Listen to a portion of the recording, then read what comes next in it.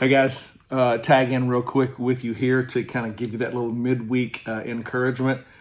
Paul in the New Testament is writing a letter to some people in Rome, and so the book is called Romans. And 12:1 says, "I appeal to you, therefore, brothers, by the mercies of God, to present your bodies as a living sacrifice, holy and acceptable to God, which is your spiritual worship." So whenever you think about worship, a lot of times we think about like just what's going on in the context of the church, what we're doing while we're in the actual building. But worship is not just about that. Worship is that, but it's about your whole life. It's about your whole being. You know what? Here's what we're going to do. We're going to walk into Pastor Oscar's office and we're going to ask him what he thinks worship is all about and see if he can kind of give us some insight on worship. So let's bust into here and see what is happening. There's Pastor Oscar right there. Ladies and gentlemen, do you see Pastor Oscar right there? Hey. So you're listening to worship music. How cool is that? Yes. So we are very unprofessional in filming this, but Oscar, I've got a question for you. Why is worship, you look like you've got a halo over your head. I do, because I'm an angel. Yeah, you are very angelic in nature. Thank you. What I'm talking about worship. I just read Romans 12:1. It says, "Present your bodies as a living sacrifice." So worship happens in the moment. Yeah. But worship doesn't just happen in the moment. It's your entire life. So if I were to just ask you off the cuff why worship is important to you, how would you answer that question? So, as the worship pastor, I should know this.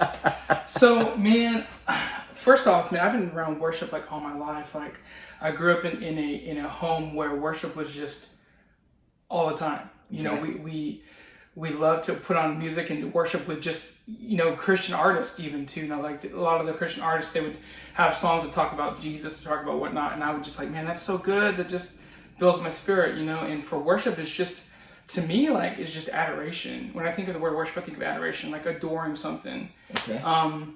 Like, for instance, my family, like, I was born, and my mom loved me. She loved to be with me, especially when I was little, and I loved to be with her. Mm-hmm. And I just think of the relationship with a child and its parent is just beautiful. And I think it's good, just spending time with that person. Okay.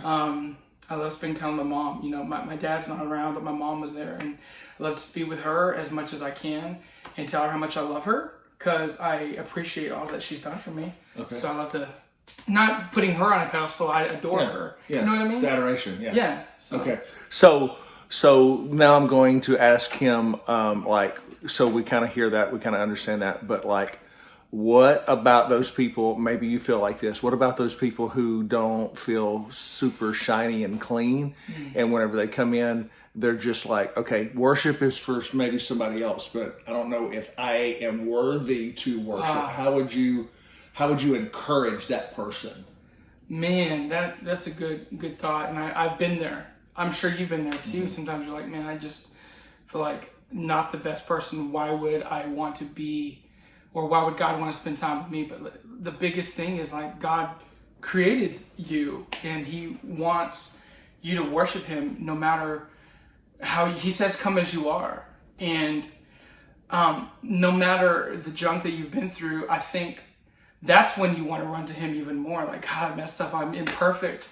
I am not the best.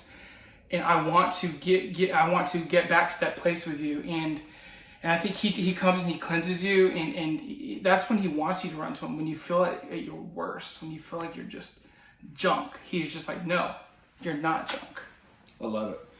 What it reminds me of is as a dad, there's been times whenever I have wanted my kids around whenever they maybe didn't feel. And by the way, thanks, Pastor Oscar. Maybe my kids have felt like that they've kind of messed up in some capacity, but just because they made a little mistake doesn't mean that I didn't want them around me.